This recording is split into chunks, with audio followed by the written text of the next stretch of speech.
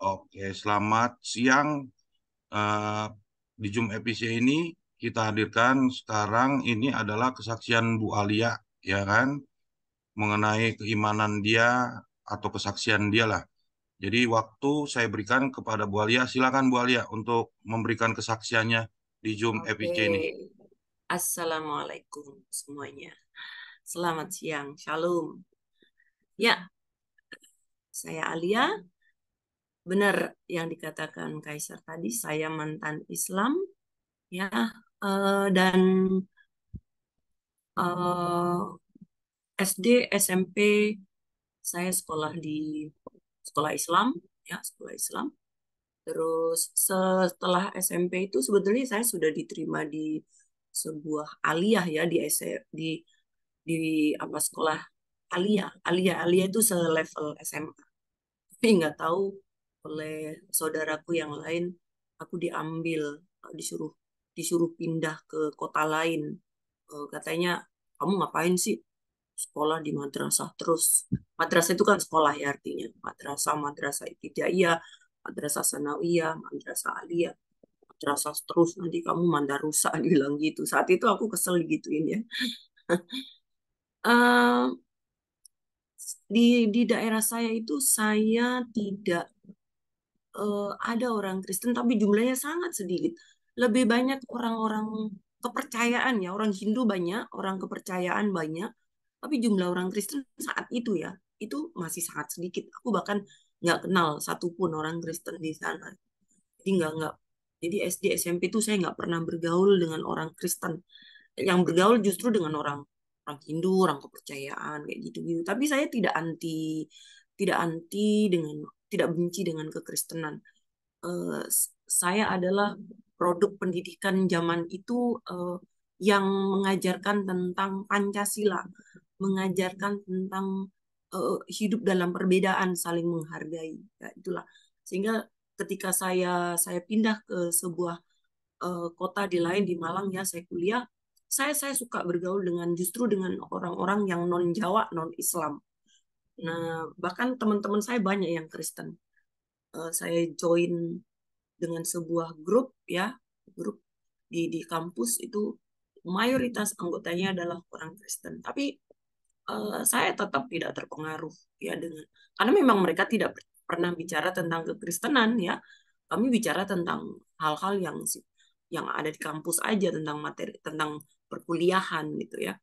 Terus pernah saya tinggal dengan satu keluarga Kristen yang taat, yang baik, yang waduh dalam hati ih ini orang keluarga kok taat banget sih Kristennya rajin berdoa rajin baca Alkitab ya tapi sayang ya mereka berada di jalan yang salah saya waktu itu saya berpikir gitu bahkan saya kalau sholat itu saya merasa aduh kayak serasa sholat di gereja gitu kenapa karena lagu rohani itu selalu berkumandang setiap hari sebel saya dengernya tapi ya mungkin memang belum saatnya ya sehingga eh, di tengah eh, di tengah-tengah keluarga Kristen itu saya sama sekali tidak terpengaruh saya tetap Islam dan bagaimana saya mau menjadi Kristen orang walaupun tiap hari saya bergaul dengan orang Kristen ya di baik di keluarga itu maupun di kampus tapi tidak ada yang cerita kepada saya tentang tentang kekristenan tentang siapa Yesus nggak ada jadi I know nothing about Christianity gitu nah jadi sampai di situ ya singkat aja nggak usah panjang-panjang dan saya sama sekali tidak pernah ya tidak pernah terbersit keinginan menjadi Kristen waduh tidak ada satupun seorang Muslim yang pernah untuk pindah Kristen tuh pasti tidak ada nggak ada menjadi Kristen enggak lah enggak ya karena kadang dari kecil kita udah diajarkan tentang kul wallahu ahad Allah sama lam yalid walam yulad. Nah, itu pegangan orang Islam. Jadi apa namanya? Isunya saat itu tuh bahwa eh, itu tadi qul huwallahu ahad, lam yalid walam yulad nih. Terus oh ya saya ingat ketika dulu saya di SMP, di di Sanawiyah. Sanawiyah itu SMP ya. Nah, saat itu ada guru tuh mengatakan gini, eh, dia bukan guru agama, tapi dia guru sejarah. dia bilang bahwa sebetulnya yang disalib itu bukan bukan Isa Al-Masih ya, tapi orang lain yang wajahnya diserupakan dengan Isa Al-Masih. Sementara Isa Al-Masih sendiri itu diselamatkan oleh Allah gitu. Seperti itu. Ya saya waktu itu masih kecil lah ya, masih SMP, nggak ngerti lah gitu-gitu, nggak ngerti kekristenan. Tapi di kemudian hari ya, ketika suatu hari udah bertahun-tahun kemudian saya udah selesai kuliah ya, udah kerja, saya pindah ke Jakarta. uh, saya berada di dalam sebuah keluarga Kristen. Lagi-lagi saya tinggal dengan keluarga Kristen. Uh, di keluarga Kristen itu sering mengadakan doa ya, persekutuan lah ya, persekutuan gitu. Tapi di dalam mereka apa namanya beribadah itu tidak ada satupun di keluarga itu yang menceritakan tentang siapa Yesus. So, bagaimana saya mau menjadi percaya kalau saya tidak pernah mendengar, ya kan? Kan iman itu timbul dari pendengaran. Tetapi saya sangat senang bahwa suatu hari, suatu malam ya, tepatnya waktu itu malam saya sudah siap-siap mau tidur dan di luar kamar saya itu ada beberapa orang yang habis acara ibadah tadi itu. Salah satunya tuh bilang gini, yang kita harus sadari ya teman-teman gitu, eh, musuh utama orang Kristen itu bukan manusia tapi Islam. Sorry salah. Musuh utama manusia, musuh utama Kristen itu bukan manusia tapi setan gitu.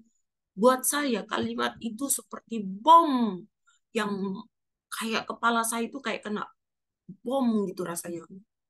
Itu benar-benar bikin kepala saya itu tiung tiung tiung. Saya penuh dengan pertanyaan. Saya mikir gini, saya jadi teringat dengan apa yang dikatakan oleh guru saya dulu yang mengatakan bahwa yang disalib itu bukan bukan Isa Al-Masih, bukan Yesus, tapi orang lain yang wajahnya diserupakan itulah yang disalib. Tapi malam ini ada yang mengatakan, sorry sorry itu cerita yang lain. Uh, Musuh utama orang Kristen tadi adalah setan ya. Terus saya berpikir gini, kalau musuh utama orang Kristen itu setan, berarti Kristen itu uh, agama yang benar ya. Karena Islam itu juga selalu klaim selalu dalam syiar-syiarnya, dalam pengajian-pengajian itu ustadznya, kiainya, ulamanya selalu mengatakan bahwa musuh utama orang Islam itu adalah setan. Nah, nggak mungkin kan kedua agama ini sama. Satu pasti benar, satu salah. Tapi mana yang benar, mana yang salah? Nah, aduh, saya galau berat malam itu. Galau berat. Saya kepengen nanya sama orang-orang di luar kamar saya itu, tapi saya nggak berani. Saya malu, malu ya gengsi gitulah ya. Eh, Sehingga malam itu saya galau, lalu saya berdoa. Saya doanya gini, Tuhan, aku bingung. Aku bingung orang Kristen mengatakan bahwa musuh utamanya adalah bukan manusia tapi setan. Tapi Engkau juga tahu Tuhan bahwa Islam juga mengatakan hal yang sama. Tuhan tunjukkan kepadaku mana yang benar, Islam apa Kristen Tuhan. Tapi satu hal, Tuhan harus tahu mana yang aku sembah. Jadi saya ingin meyakinkan Tuhan. Siapa Tuhan yang aku sembah, yaitu dia adalah Tuhan yang menciptakan langit bumi ini. Tuhan yang aku sembah adalah Tuhan yang menciptakan Adam dan Hawa. Tuhan yang aku sembah adalah Tuhan yang disembah oleh Nabi Ibrahim, Isa, dan Yakub. Itulah Tuhan yang aku sembah. Itu doaku malam itu. Sehingga saya merasa lebih tenang setelah saya berdoa seperti itu. Lalu saya tidur, tapi saya tidur dalam kegalauan. Nah, karena saya galau, maka besok paginya, pagi-pagi, saya cepet-cepet nemuin teman saya. Teman saya ini Islam. Teman saya Islam, tapi pacarnya orang Kristen. Nah, saya ceritain kegalauan saya ini. Tapi dia bilang gini, kamu tuh hati-hati dengan orang Kristen. Karena orang Kristen itu suka suka mengislamkan orang-orang. Suka mengkristenkan orang Islam. Suka campur aduk Kristen Islam gitu ya, sorry. Jadi kamu harus hati-hati. karena orang Kristen itu suka mengkristenkan orang Islam. Saya kecewa dengan jawaban itu. Kenapa? Karena yang saya butuhkan bukan jawaban seperti itu. Saya pengen sebuah jawaban yang nggak tahu ya, yang pokoknya bukan bukan seperti itu. Saya sedang mencari mana yang benar, mana yang Islam atau Kristen, itu yang saya cari. Nah, terus saya kan tinggal dengan keluarga suami ya. Tinggal dengan keluarga suami. Suami saya memang Kristen, tapi Kristennya itu, keluarga suami itu Kristennya itu Kristen ya yang begitulah, nggak dia nggak pernah, mereka tuh nggak, ya pokoknya gitulah, nggak pernah ke gereja. Gereja paling cuma Natal rame itu ya. Di hari-hari mereka ya biasa saja gitu, nggak, dan tidak ada satupun dari keluarga itu yang berusaha untuk menceritakan tentang siapa Yesus. Bahkan suami saya nggak pernah cerita tentang siapa Yesus. Jadi bagaimana saya mau percaya, ya kan? Seperti tadi saya bilang bahwa iman itu tinggal timbul dari pendengaran, sementara saya nggak pernah mendengar tentang siapa Yesus gitu ya. Nah, padahal tadi udah saya katakan, begitu saya mendengar tentang kekristenan bahwa musuh utama Kristen itu adalah setan, itu aja yang saya dengar udah membuat saya galau berat. Nah, lalu sejak saat itu saya terus mencari. Saya mau bertanya kepada manusia, kepada orang Kristen nggak berani. Saya malu, walaupun di rumah itu ada di apa, kalau lagi ibadah kan ada pendetanya, tapi saya tetap nggak berani bertanya. Akhirnya saya membaca buku-buku Kristen, saya baca aja. Baca buku-buku renungan, saya curi-curi baca Alkitab kayak gitu ya. Yang poin saya dari baca-baca buku-buku Kristen itu adalah selalu bicara tentang doa yang dikabulkan, orang sakit disembuhkan, jawaban-jawaban apa, problema-problema hidup mereka dibawa kepada Tuhan, mereka berseru dan berdoa mengharap kepada Tuhan, dan mereka mendapatkan kekuatan. Jadi eh, apa namanya, tentang doa-doa yang dikabulkan. Lalu berikutnya saya membaca buku Good Morning Holy Spirit ya, tulisan Benny Hinn. Nah, di dalam buku itu, wow, buku itu full of miracles ya. Begitu banyak ya, mukjizat-mukjizat. Berbagai berbagai macam penyakit itu disembuhkan ya. Kuasa Tuhan itu begitu dinyatakan, orang sampai rebah memenuhi gedung, bahkan di luar gedung itu penuh. Ya, Benny Hinn yang tadinya gagap, dia bisa bicara dengan sangat cepat ya, dengan penuh dengan keberanian. Dia yang tadinya minder, nggak berani bicara, tapi ketika dia dijamah oleh Tuhan, dia tiba-tiba menjadi seorang yang berani bicara. Nah, dari buku itu saya baru baca separuh lebih dikit gitu ya. Saya apa namanya, berpikir kalau Yesus itu apa namanya, melakukan begitu banyak mukjizat, ya berarti dia itu bukan manusia biasa dong. Saya berpikir seperti itu. Dia lebih dari sekedar manusia. Itu pikiran saya saat itu. Lalu adik mana tuh ya? Oh, oh ya. Saya lagi bongkar-bongkar gitu ya. Saya menemukan sebuah buku kecil. Buku itu namanya Kitab Matius. Bukunya kecil tipis. Namanya Kitab Matius. Di buku itu saya buka-buka-buka, saya tidak baca. Saya cuma buka-buka-buka, lalu saya tertarik dengan sebuah judul yang mengatakan Yesus disalib. Nah, itu membuat saya tertarik. Yesus disalib, dia disiksa, dia mati, tapi 3 hari kemudian dia bangkit. Wah, itu saya kaget sekali. Ya, kenapa? Karena saya ingat dengan apa yang dikatakan oleh guru saya itu. Guru saya itu mengatakan bahwa yang disalib itu bukan Yesus, tapi orang lain yang diserupakan. Tapi di buku kitab Matius ini yang saya baca ini kok mengatakan bahwa yang disalib itu adalah Yesus. Dan pikiran saya saat itu eh, nggak tahu ya, saya lebih percaya kepada buku ini. Kenapa?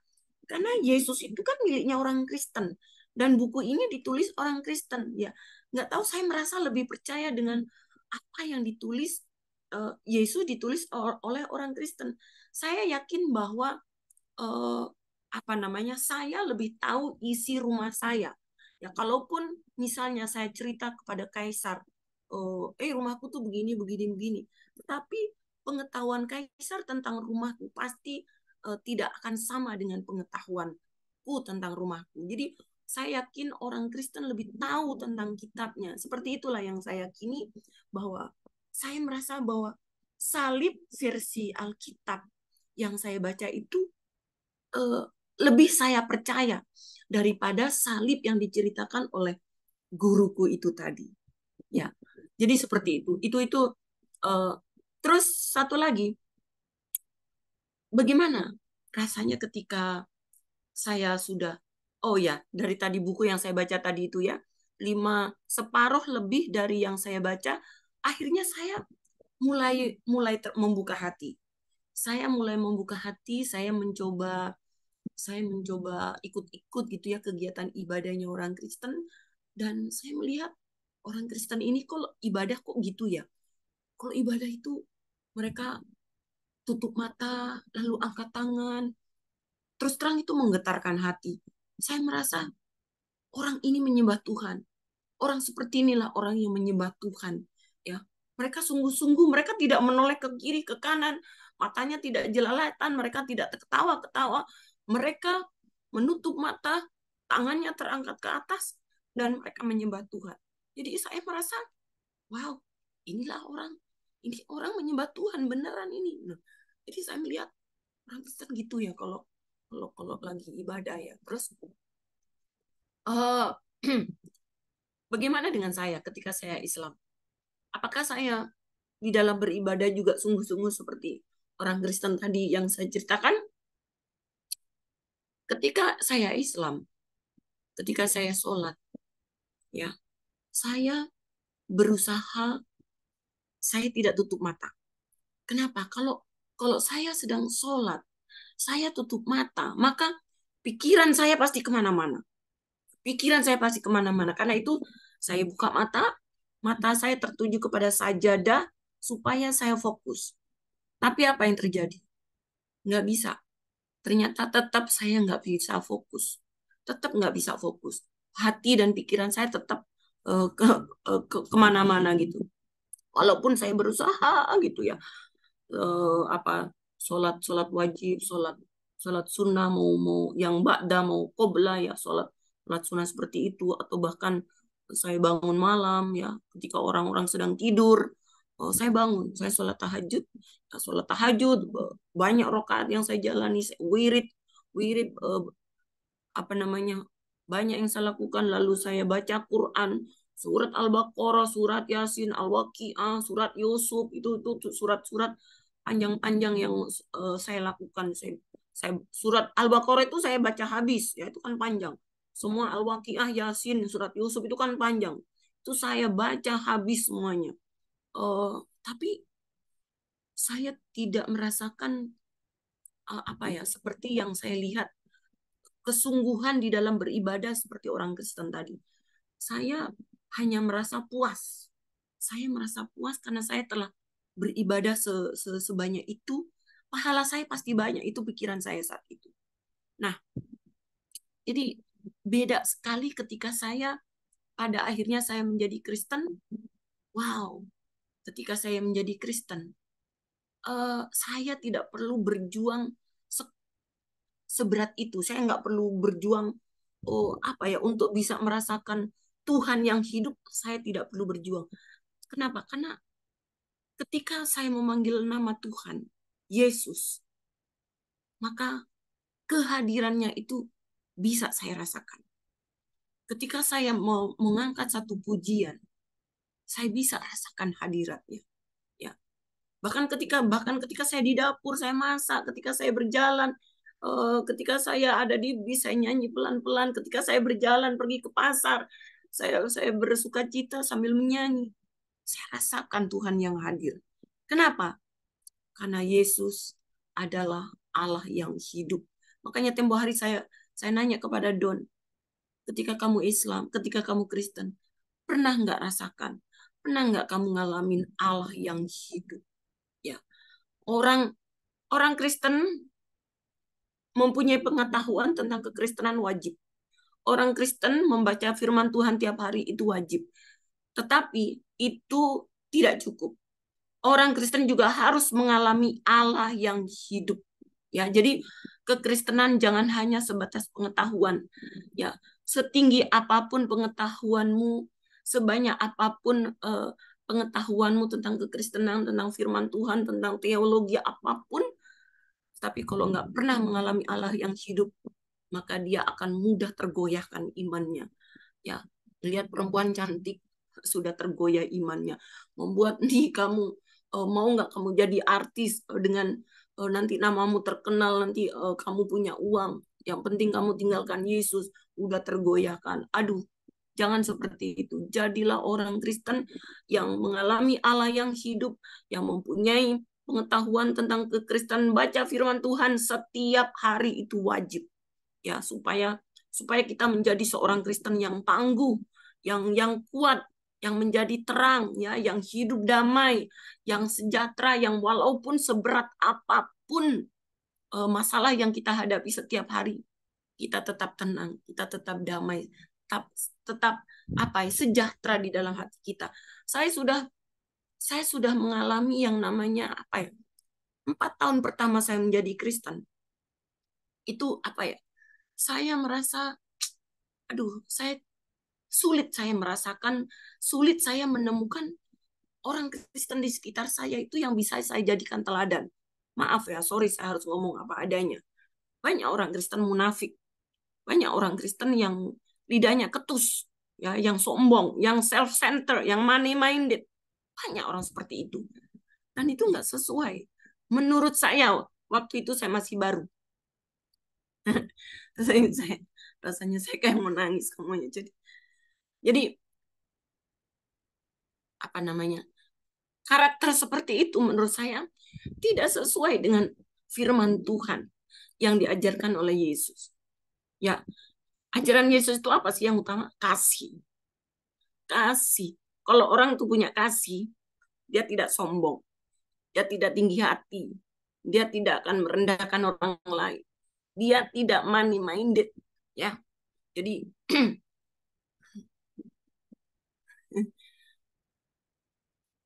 orang Kristen yang benar, dia pasti akan meneladani apa yang ada di dalam Yesus, yaitu rendah hati. Yesus itu rendah hati.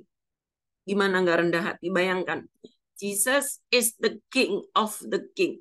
Dia adalah Allah, tapi demi kasihnya kepada manusia, maka dia datang ke dunia, ya, untuk menyelamatkan kita. Itu adalah teladan, itu adalah contoh. Susah saya ngomongnya nih, Kaisar. Oke, oke, Bu. Ah, Kayaknya masih ada, Bu. Apa udah cukup? tunggu dulu. Hmm. Ya, jadi uh, itu saya menghadapi tantangan. Tantangan saya itu bukan orang Islam. Karena saat itu saya sudah kabur ya dari keluarga saya karena mereka marah ya ketika mereka tahu bahwa saya Kristen. Saya kabur 10 tahun, saya nggak berani pulang waktu itu. Akhirnya ketika saya menjadi Kristen, betapa beratnya ya teman-teman Kristen yang ada di sekitar saya. Saya tidak saya tidak menemukan apa ya, kasih, tidak menemukan keteladanan, ya. Terus tapi akhirnya saya sadar bahwa hanya Tuhan saja. Teladan utama itu hanya Yesus. Yang bisa kita andalkan itu hanya Yesus. Yang bisa kita percaya itu hanya Yesus. Kalau kita melihat manusia, kita pasti kecewa. Tapi saya bersyukur bahwa saya kecewa kepada manusia, tapi saya tidak meninggalkan Yesus. Kenapa? Ini ini yang harus dipegang. Kenapa?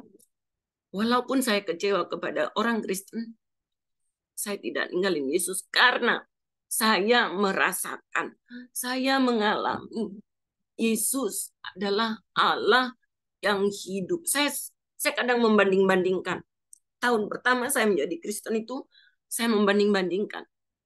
Dulu saya Islam begini. Jadi saya masih suka ngelihat ke belakang itu. Apakah saya sudah ada di jalan yang benar nih? Apakah saya benar apa enggak sih gitu? Tapi Tapi lagi-lagi ketika saya banding-bandingkan, dulu ketika saya Islam, saya sholat, saya nggak pernah mengalami Allah yang hidup. Tapi ketika saya Kristen, saya mengalami Allah yang hidup. Jadi bagaimana mungkin saya akan kembali yang kembali kepada Allah yang tidak hidup? Saya akan tetap ikut Allah yang hidup, yaitu Yesus. Yesuslah Allah yang hidup. Ya, untuk sementara mungkin seperti itu.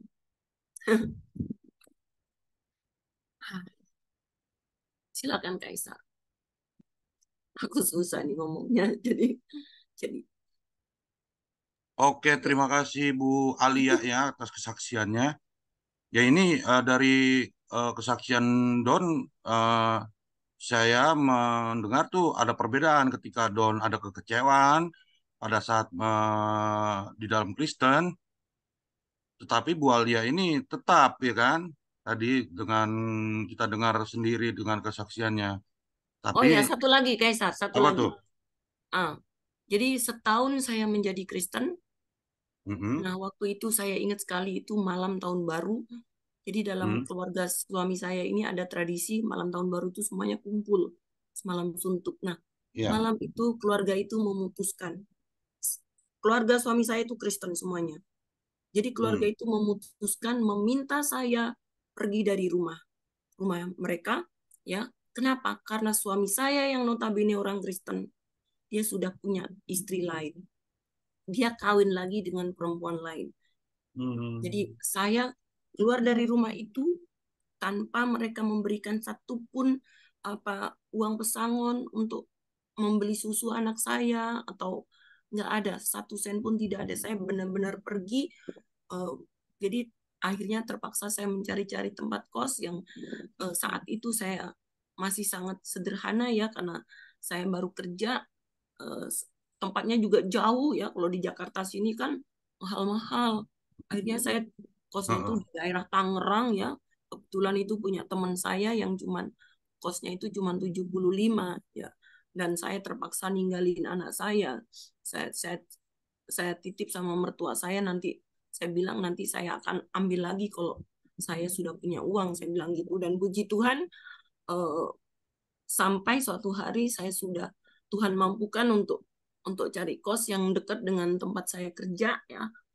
Akhirnya anak saya, kami bisa kumpul kembali. Nah, apakah ketika saya diusir oleh suami terus saya menangis meratap? Tidak.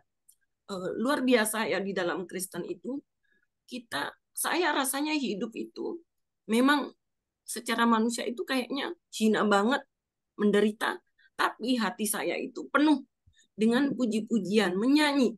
Hati saya, my heart is full of joy. Itulah luar biasanya Kristen itu. Aku lemah tapi aku kuat. Ya, I'm weak but I'm strong. I'm poor but I'm rich because of God who lives in me. Ya, seperti itu. Ya, lanjut lanjut silakan. Itu tambahannya ya. oke oke. Ya, gimana Don? Ada lo yang ada poin yang lo tanggapi nggak Don? Don? Iya, iya, iya, iya. Ya, ya. Tapi saya Gimana? disclaimer dulu ya tentang kesaksian minggu kemarin ya di Job ini gitu. Eh, bahwa saya meninggalkan keimanan Kristen itu karena dari tolok ukur kekecewaan. Enggak, Mm-mm. enggak ini eh, disclaimer saya tuh begini, justru begini. Ketika ada satu kejadian ya di persekutuan gereja saya itu dengan Bapak sidang gembalanya yang ya nggak usah saya sebutkan case kasusnya seperti apa. Justru pada saat itu saya dan teman-teman pelayanan menyelamatkan orang-orang yang merasa saya itu dan teman-teman itu bertanggung jawab telah membawa kepada ya bawa mereka itu kepada keimanan kepercayaan kepada Yesus begitu menjadi peniman Kristen di saat yang sama ya mungkin perjalanannya harus seperti itu kita mati-matian sampai akhirnya dari satu titik bahwa majelis sidang gereja itu akan mencabut izin ya izin peribadatan lah di gereja itu. Awalnya kan yang dicabut tuh ininya ya, izin sebagai pendeta itu kan. Menurut Mm-mm. saya itu masuk ke majelis lah. Ini kita mati-matian, justru di saat itu nggak ada perasaan saya kecewa gitu dengan Bapak Gembala. Saya tuh ada kecewa secara kemanusiaan, ini kenapa bisa terjadi begitu. Di saat yang sama, saya justru menghibur anaknya itu yang si Semi namanya. Itu depresinya gila-gilaan itu. Ya, yang kita tahu sendiri dalam perketuaan saya itu dulu tuh nggak ada yang namanya eh, ngerokok. Wah itu sampai artinya ya orang depresi seperti apa? Saya pertama kalinya melihat anak bapak gembala saya itu ngerokok. Kenapa? Akhirnya dia curhat. Ya dia kecewa lah dengan bapaknya dan malu katanya. Kita kuatkan justru, ayo. Kita udah terlanjur dalam pelayanan. Ini ujian begitu. Sampai pada akhirnya kita menyelamatkan teman-teman yang sudah terlanjur kita bawa ke gereja kepersekutuan kita untuk mencari tempat, istilahnya kita untuk apa ya, untuk tidak ikut dalam atmosfer yang pada saat itu menurut menurut saya itu mengerikan sekali begitu loh. Bagaimana kita mengikuti gembala kita, bapak rohani kita, tapi di saat yang sama itu faktanya begitu. Faktanya ada satu case yang semua jemaat akhirnya tahu, padahal sebetulnya keluarga saya itu lebih tahu duluan. Kenapa? Karena kedekatan kita dengan keluarga pastor itu dekat banget, dekat banget. Keluarga saya itu ya salah satunya kalau sejarahnya itu opa saya itu salah Hmm. satu yang punya jasa ketika gereja itu dibangun begitu saat ketika awal-awal kemerdekaan Indonesia itu ya. Nah itu tuh. Jadi ya udah tahu siapa keluarga saya sebenarnya gitu. Keluarga saya donatur gereja juga dan alhamdulillah gitu. Dulu saya ketika mengimani kekristenan tidak kurang satu apapun. Artinya ya cukuplah begitu. Bahkan saya sejak SMP saya tuh sudah dikasih waris lagi rumah itu. Ini buat lu Don. Tapi ya waktu itu papa saya tuh pengen kamu mandiri sejak dini, kamu tempatin itu rumah seablang-ablang yang kamarnya ada tiga empat lah di atas, dua di loteng, dia di lantai dua, satu di lantai bawah. Itu dari SMP saya tempati sendiri itu, saya beresin. Dan di situ Hmm. saya justru membuat itu menjadi pelayanan saya undang teman-teman saya. Ya sudah pasti lingkungan di sekitaran rumah saya itu pasti mayoritas Muslim. Tapi sih kita gaulnya secara normal saja. Tetapi di situ itulah ladang saya melayani begitu kan. Enggak, Don. Ya Pada akhirnya saat di situ kan. pada saat Mm-mm. itu tentang Mm-mm. ketuhanan itu kan sebenarnya di mana posisi keimananmu? Itu yang kita Nah, masih pada ya, saat momen itu ya. ya. Jadi begini, silahkan tanya sama teman-teman yang mualaf gitu. Dan saya rasakan sendiri sih, kalau nggak percaya sama apa yang saya alami ya. Menjadi seorang mualaf, itu sama sekali kita tidak merasa meninggalkan Yesus. Itu yang saya aneh. Itu yang saya aneh. Gitu. Pertama itu ya. Kedua, jika memang kita mengimani Yesus dan pengajarannya dan faktanya bahwa Yesus sendiri dia mengenalkan kan Tuhan yang satu-satunya itu. Berarti sebetulnya tenanglah diri diri saya sebagai seorang mualaf karena kenapa? Katanya mualaf itu memang hidayah. Itulah kenapa saya sebetulnya nggak terlalu minat sih ketika ditanya kenapa lu masuk Islam dari Kristen. Itu bingung jawabnya. Bingungnya tuh bukan nggak bisa menerangkan apa, menceritakan apapun dari pengalaman saya, tapi pada dasarnya ada satu pengalaman yang nggak bakal bisa dirasakan ketika dia belum pernah merasakan bagaimana rasanya menjadi seorang mualaf. Begitu. menjadikan rasa mualaf. Nah, itu bingung kan gitu. Di situ memang ada sinaran hati saya itu terang benderang, dan ada sesuatu yang bagaimana sih kalau orang punya satu pencerahan begitu. Nah, itu sebetulnya tentang konsep ketuhanan ya, Yesus sendiri. Wah, itu ya udah nggak jangan dipertanyakan lah. Kalau ketika saya beriman Kristen kan begitu. Tapi faktanya kenapa saya Muslim, dan banyak orang bertanya kenapa kamu jadi Islam gitu. Kalau Hmm. jawaban singkatnya hidayah Allah. Apa itu hidayah Allah kan begitu. Hidayah Allah itu memang hak prerogatifnya Allah. Ketika Dia memang berkehendak untuk mengenalkan dirinya begitu, entitasnya itu kepada hati-hati manusia yang dipilihnya. Dan bagaimana fenomena perasaan itu dari ruh, jiwa, dan apa yang kita rasakan, itulah ketika saya mengingat Allah itu, Tuhan itu ruh. Maka kamu harus mengenal dalam ruh dan kebenaran. Sungguhnya para penyembah-penyembah seperti itulah yang dibenarkan begitu. Oh, pengalaman ruh ini. Nah, itu saya kalau boleh dibilang shock dan baru sadar. Nah, itulah yang sulit saya ungkapkan. Itulah kalau secara empirismenya ya silakan tanya kepada teman-teman Muslim ketika dia bersahadat, kok nangis gitu ya. Gitu. Saya secara kelelakian gitu. Kenapa saya bisa nangis ketika Hmm. saya mengucapkan kalimat syahadat? Kan kalau secara akal tuh nggak masuk akal. Ngapain baca dua syahadat dan nangis?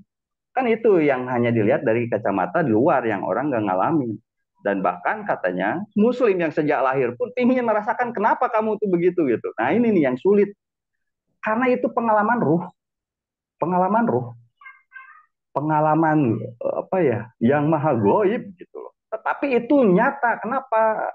Dalam dalilnya yang setelah saya pelajari gitu ya, ada di sana nurun ala nur, nuril ala nur, cahaya di atas cahaya.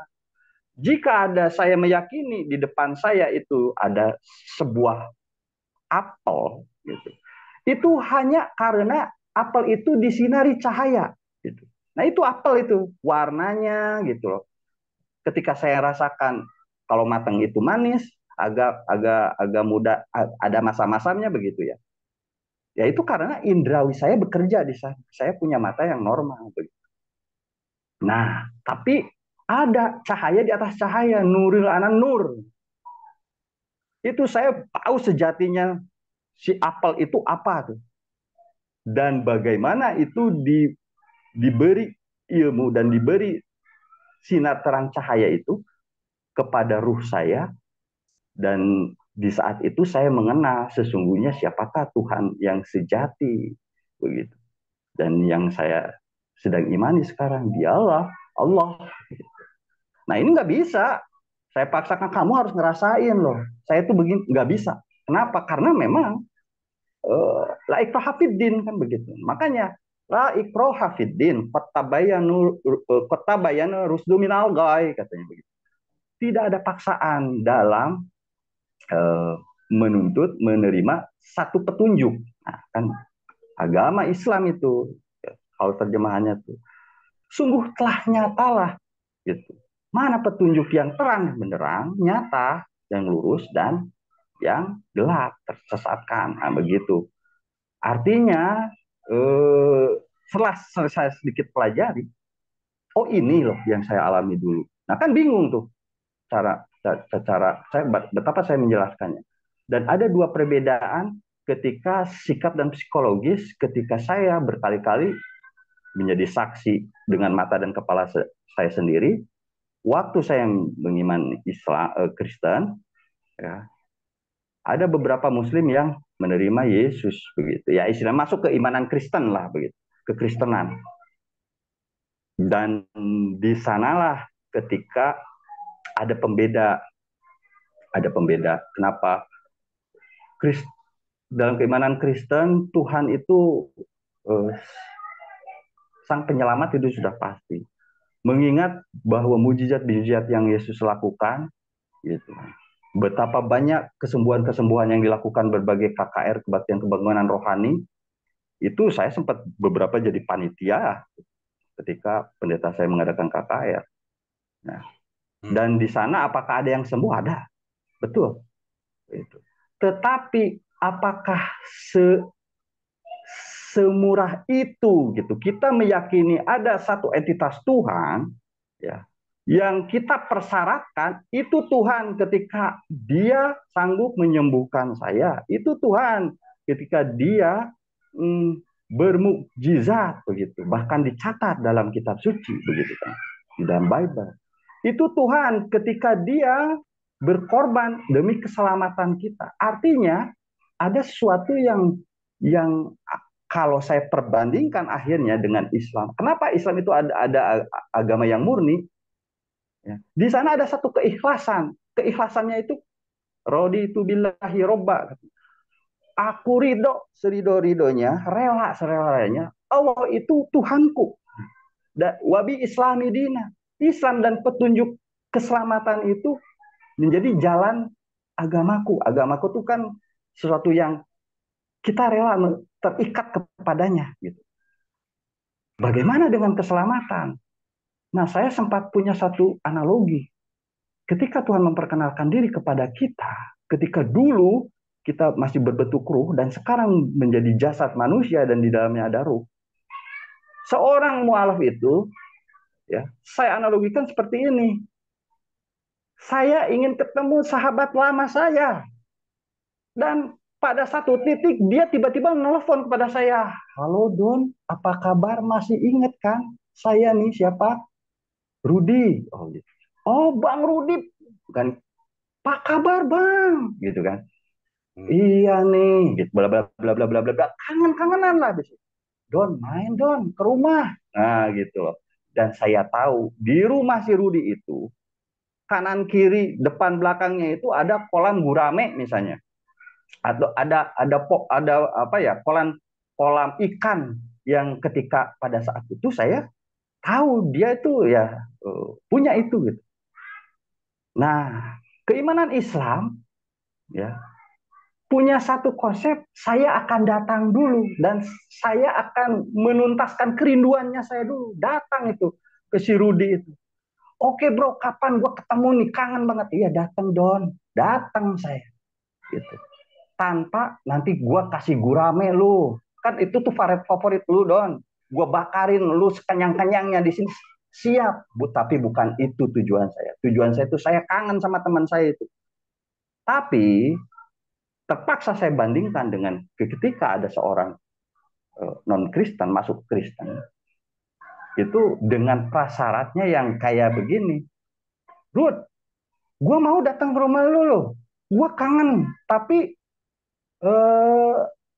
tolong sediain ya gurame kesukaan gua tuh waktu dulu tuh ya, wah gitu tuh. Dan di tengah perjalanan saya menghampiri teman saya itu, bahkan ketika ketemunya saya tuh sebetulnya niatnya bukan kangen-kangen, nggak kangen aja, nggak pengen ketemu teman saya itu jadi prioritas nomor dua. Nomor satunya saya tuh pengen menikmati gurame bakarnya yang gratis dan saya tahu dia akan ngasih. Nah, inilah konsep keikhlasan dalam iman Islam yang terpaksa saya bandingkan begitu ketika saya switch dari keimanan Kristen menuju ke Islam. Itulah kenapa surat Al-Ikhlas itulah yang memastikan bahwa kita berikhlas bahwa ini loh Tuhan yang kamu sembah itu sedemikian. Dengan 4 ayat di sana sudah apa ya, secara tulisan itu tinggal dibaca begitu. Secara holistik, secara pengalaman empiris itu bisa dibuktikan. Dibuktikannya pembuktiannya tuh dengan kesadaran dan ilmu tentunya ya. Nah itulah bisa jadi pembeda kenapa saya memilih Islam. Tapi kalau saya mendengarkan kesaksian dari dari Mbak Alia, saya juga tidak menafikan, itu ada pengalaman dan garis hidup Bu Alia begitu. Bagaimana dia sejak mulanya menjadi seorang Muslim dan jadi seorang Kristen sekarang dengan berbagai pengalamannya. Dan kebetulan opositnya, saya dulu menjadi seorang Kristen, masuk jadi sekarang menjadi seorang Muslim. Saya tidak bisa membantah apa yang dirasakan sama Bu Ali, begitu. Karena saya pun ketika bertanya, memasukkan orang-orang yang ya berkat pelayanan kita lah begitu ya, dengan amanah agungnya yang dulu selalu diingatkan oleh Bapak Sidang Gembala kami gitu. Kamu tuh kalau masuk surga tuh ya jangan egois, ajak yang lain, dan itu amanah amanah Tuhan gitu kan. Jadikanlah semua bangsa muridku, kan, baptislah mereka dalam nama Bapa, Putra dan Roh, kan begitu. Dan kebetulan saya dalam secara skisma dan aliran seorang Pantekosta. Tahu sendiri pengajaran Pantekosta itu seperti apa, bagaimana buah-buah roh kita pelajari, bagaimana buah-buah roh itu kita remakan, dan akhirnya ya praktikumnya lah. Itulah senjata kita dulu dalam pelayanan. Nah itu eh, dan balik lagi. Kenapa seorang mualaf saya lah, kenapa saya sampai detik ini tidak pernah merasakan saya meninggalkan Yesus? Ya emang itu yang saya rasakan. Yesus memperkenalkan dirinya sedemikian rupa ketika saya tahu, saya baca di 4 gospel gitu. Itu tidak ada yang kontradiksi dengan apa yang saya yakini. Even saya sekarang sebagai seorang Muslim, dan saya mengenalnya itu dalam kitab saya sekarang itu Isa alaihissalam begitu. Itu pembedanya sih. Ya makanya terpaksa kita cari kesamaan boleh. Pembeda ya karena saya sudah beriman beda, itulah yang saya rasakan bedanya. Gitu. Oke. Jadi Bu Alia ada yang mau ditanggapi poin-poin apa yang dari Brodon ini yang mesti Ya, tanggapi? tadi Silakan. tadi saudara Don bilang bahwa la ikroha fiddin. Ya. Terus la tabutuma abudun lakum dinukum waliyadin. Menurut saya itu hanya hanya sebatas ayat, tapi fakta di lapangan mengatakan bahwa eh, kalau Islam itu tidak memaksakan orang, ya, tidak memaksakan kehendak. Ya contohnya banyak sekali ya orang-orang Islam yang eh, akhirnya menjadi Kristen. Mereka harus menyelamatkan diri. Kenapa? Karena ketika dia mempunyai iman yang baru kepada Kristus, mereka akan mengalami penganiayaan, persekusi. Dan saya kan salah satu pendiri WI, apa namanya, saya orang dari WIFM, saya tahu orang-orang murtadin, ya. Jadi eh, banyak sekali mantan Islam yang mengalami persekusi seperti itu. Itu yang ingin mau saya saya sanggah, ya. Saya tidak setuju. La ikraha fiddin, yang katanya Islam agama damai, lakum dinukum waliyadin, itu hanya sebatas ayat. Banyak sekali ayat-ayat di Al-Quran itu yang hanya sebatas ayat, tetapi dalam aplikasi dalam kehidupan nyata kita udah lihat lah betapa banyaknya orang Kristen yang sedang ibadah dipaksa ditutup, dipaksa berhenti. Kalau orang Islam boleh ngajian di rumah-rumah, tapi orang Kristen melakukan ibadah di rumah-rumah, di apa namanya, diganggu gitu, ya. Gereja-gereja nggak boleh berdiri. Begitu sulitnya orang Kristen melakukan ibadah. Jadi kalau Anda mengatakanlah ikrah fiddin, I don't think so. Itu yang pertama. Terus yang kedua, tadi saudara mengatakan ini, ya. Tadi Anda mengatakan bahwa walaupun sekarang saya sudah Islam, tetapi saya merasa tidak meninggalkan Yesus. How Iya, can you iya. say that? How can you say that? Aku boleh minta co-host nggak supaya saya bisa screen di Udah mana? dibuka Bu, silakan kalau mau share Oke, aja. Ya, ya. silakan. Di mana, ya? Tunggu dulu. Coba dilihat di Matius 10, ya. How can you say that you are Muslim? You think that you do not live Jesus? Itu aneh. Dengarkan ini, ya, apa kata Yesus? Ya, setiap orang, Matius 10 ayat 32, setiap orang yang mengakui aku di depan manusia, aku juga akan mengakuinya di depan Bapakku yang di sorga. Lalu yang 33, tetapi barang siapa menyangkal aku di depan manusia, aku juga akan menyangkalnya di depan Bapakku yang di sorga. Menyangkal, tahu kan menyangkal ini maksudnya?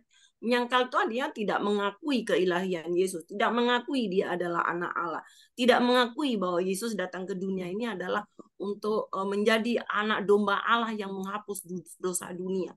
Islam kan tidak setuju dengan semuanya itu. Islam tidak setuju Yesus adalah Tuhan. Islam tidak setuju bahwa Yesus adalah anak Allah. Islam tidak setuju bahwa Yesus itu ada mati di salib.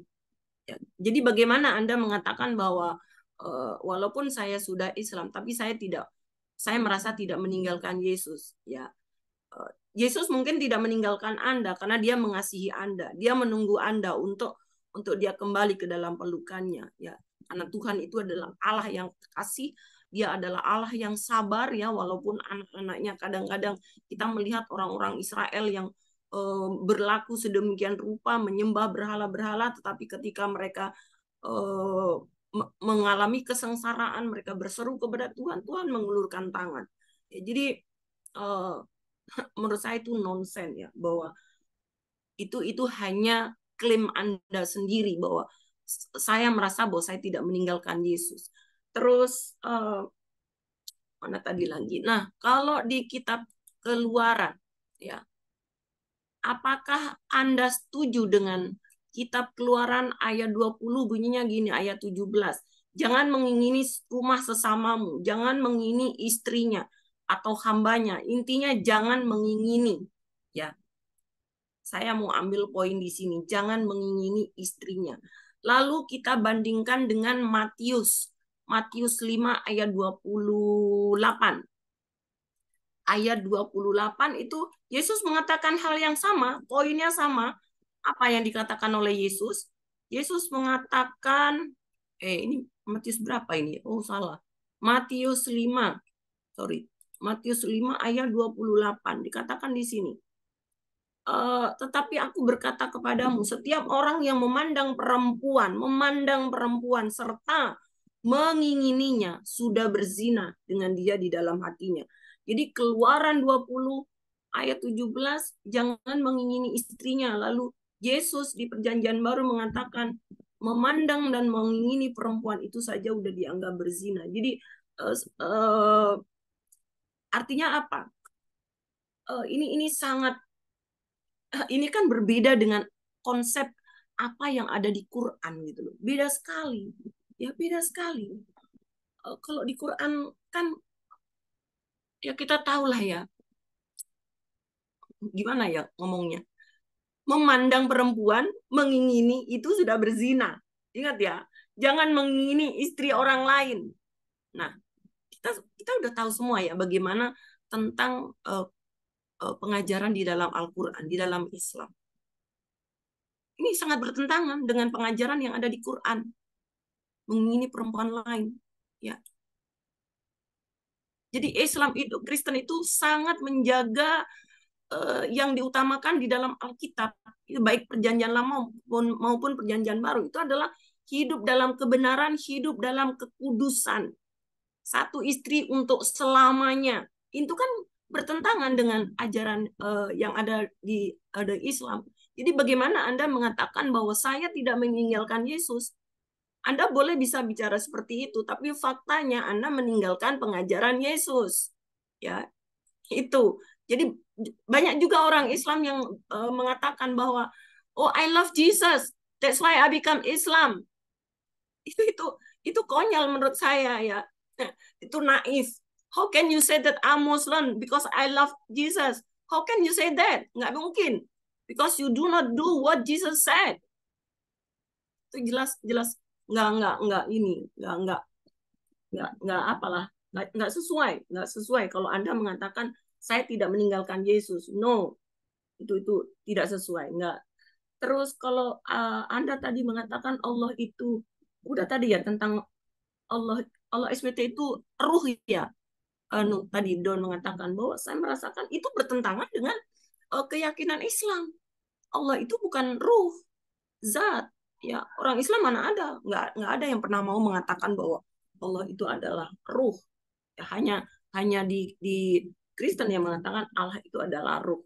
Ya, jadi eh, pengajaran-pengajaran Yesus banyak yang tidak sesuai dengan ajaran yang Anda ikuti sekarang. Kalau Yesus berkata bahwa aku dan Bapa adalah satu, ini artinya Yesus menyantarakan dirinya dengan Allah.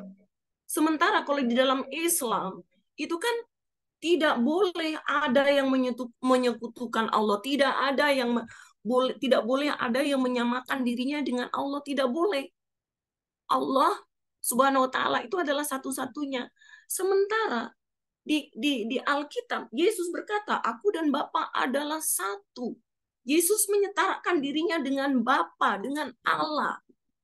Ya, itu jelas bertentangan dengan apa yang Anda katakan tadi bahwa saya menjadi Islam tapi saya tidak merasa meninggalkan Yesus. But you do not do what Jesus said. Ya, itu. Jadi Yesus di Yohanes itu tadi Yohanes 10 ya, 10 ayat 30. Yang di 28-nya Yesus memberikan hidup yang kekal. Loh, itu berarti Yesus ada yang apa namanya? Allah Subhanahu wa taala mengatakan bahwa tidak ada yang seperti dia, tidak boleh ada yang menyekutukan dia. Nah, sekarang Yesus mengatakan bahwa he give eternal life. Itu kan hanya Tuhan. Itu hanya Tuhan dan Yesus memang Tuhan. Ya. Bagaimana ini? Bagaimana Anda mengatakan bahwa aku nggak meninggalkan Yesus? How can you say that? You left Jesus, you left Christianity. Ya, itu udah jelas. Jadi Anda nggak bisa mengatakan dengan bahasa apapun itu sudah jelas nggak bisa. Nggak bisa. Oh, saya kira orang Kristen sudah cukup cerdas ya membedakan apa namanya mana pengajaran yang benar. Mau ada orang Islam di mana-mana membawa spanduk I love Muslim because I'm Muslim because I love Jesus. No, no, no. Itu penipuan dan kita tidak bisa ditipu dengan hal-hal seperti itu. Ya, saya kira itu untuk sementara mungkin Kesar. Oke, tanggapin lah Don.